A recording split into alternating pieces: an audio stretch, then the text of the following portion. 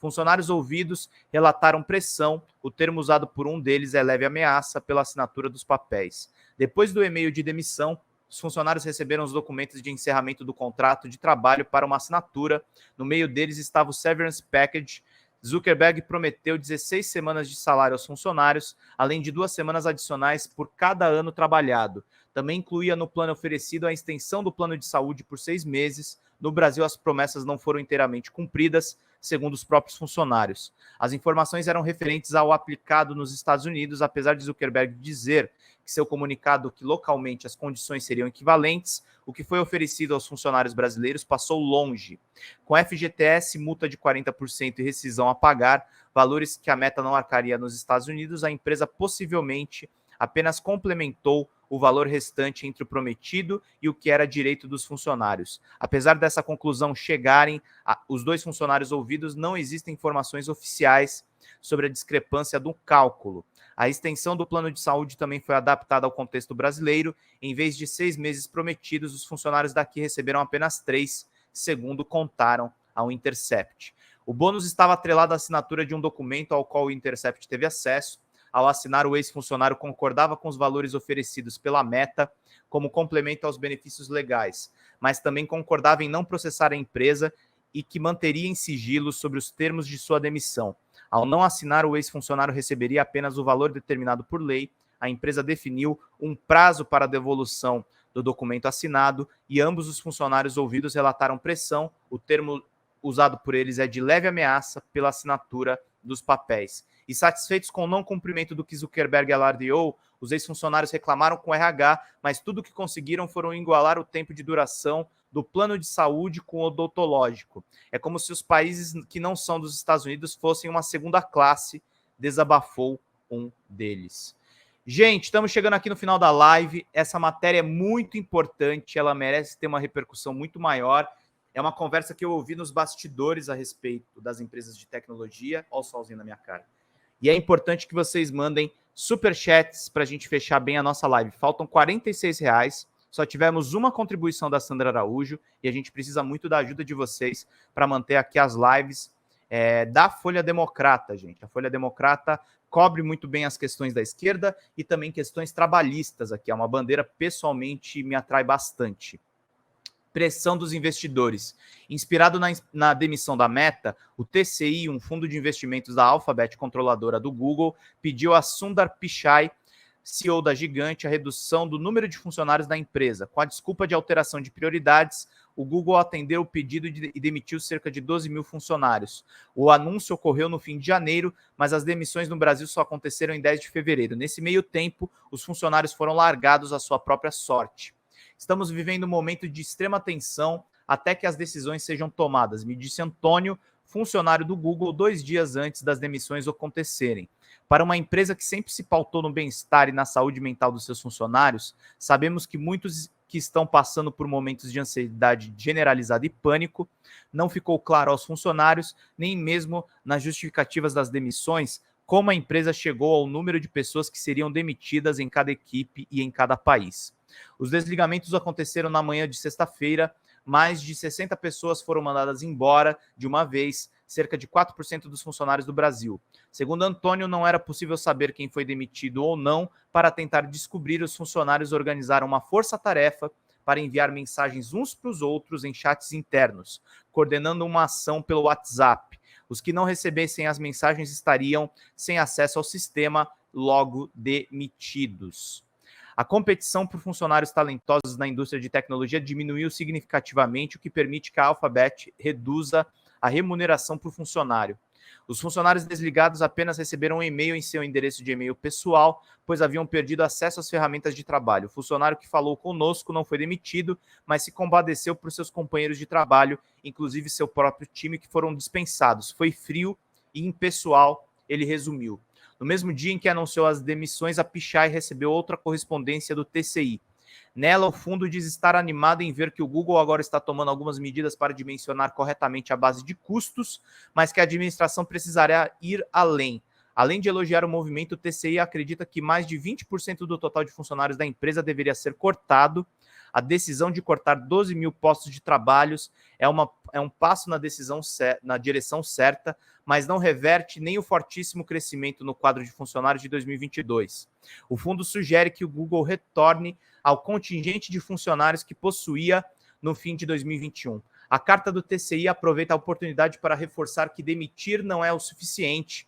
É necessário também que o Google reduza a média salarial, ou seja, é precarizar a regra, gente. A regra do Google, nesse caso, é a precarização. É prejudicial diretamente ao trabalhador. Isso é muito importante. A competição por funcionários talentosos na indústria de tecnologia diminuiu significativamente. A carta diz, o que permite que a Alphabet reduza a remuneração por funcionário. Eles mesmos criaram esse mercado, onde sempre contrataram os melhores dos melhores, via processos seletivos de infinitas entrevistas onde avaliam tudo, afirma Antônio. A cobrança também é alta, com processos rigorosos de performance 2 vezes ao ano e muita pressão para você atingir a meta. Logo, os salários oferecidos eram uma retribuição não só por isso, mas para manter talentos fora da concorrência. Por que cortar pessoas e não benefícios? Ele questionou. Procurado, o Google não respondeu às nossas perguntas e se limitou a enviar o link do comunicado feito pelo CEO da empresa em 20 de janeiro, quando as demissões foram anunciadas, intitulado Uma Difícil Decisão para nos preparar para o futuro. Primeiro dos gigantes a inaugurar uma onda de demissões em massa, o Twitter impactou severamente seus funcionários logo após a venda da empresa, em outubro de 2022. Elon Musk prometeu aos investidores que demitiria 75% dos funcionários da rede social, segundo informações reveladas pelo jornal americano Washington Post. Uma semana depois ele voltou atrás e decidiu que demitiria apenas metade dos funcionários. O impacto da compra são sentidos pelos usuários da plataforma, que virou um ambiente de experimentação das vontades do bilionário. O Twitter passou por instabilidades técnicas, perdeu funções básicas e de segurança, como autenticação por 2 etapas por SMS, e tenta empurrar goela abaixo dos usuários uma versão paga que garante um selinho azul de verificação ao lado do nome, um prato cheio para golpistas e disseminadores de notícias falsas. Após a efetivada compra, não levou uma semana para que os funcionários perdessem seus trabalhos. Ouvimos Brumna, uma ex-funcionária do escritório brasileiro, sobre o ocorrido. Pequena em relação aos demais escritórios, a sede em São Paulo estava ciente que as demissões aconteceriam, mas não tinha certeza se seria afetada. Nas palavras da funcionária, ela achou que o momento seria mais de se compadecer pelos outros, até que às 17 horas da quinta-feira, dia 3 de novembro, um aviso chegou por e-mail. A mensagem dizia que no dia seguinte, todos os funcionários receberiam comunicado às 10. Se o e-mail chegasse no endereço de trabalho, nada tinha acontecido. Se o recebimento fosse no e-mail pessoal do funcionário, ele estava sendo demitido. Não precisou esperar até de manhã de sexta para saber que estava fora.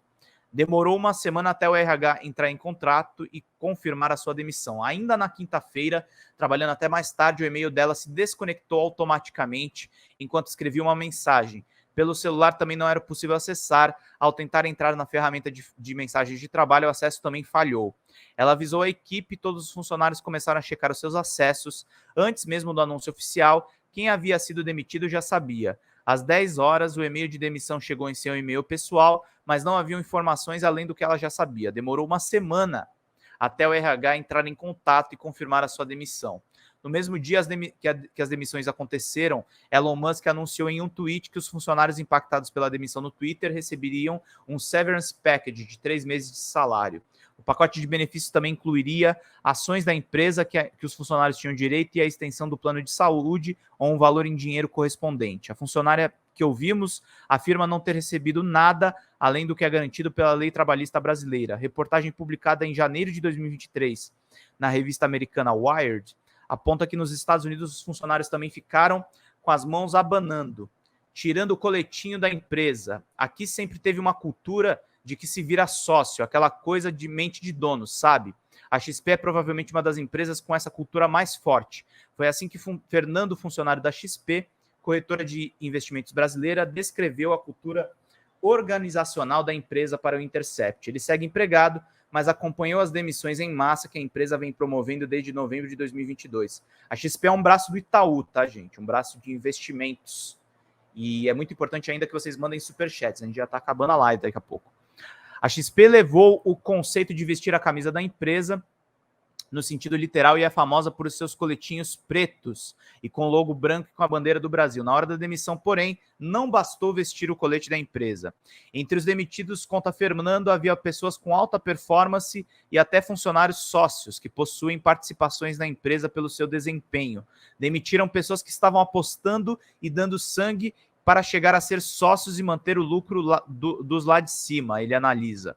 Outro funcionário que ouvimos concorda com a análise, demitido em janeiro. Ele afirma ter recebido uma avaliação positiva do seu chefe, inclusive com prospecção de uma promoção, apenas horas antes de ser mandado embora, com a justificativa de cortes de custo e desalinhamento cultural.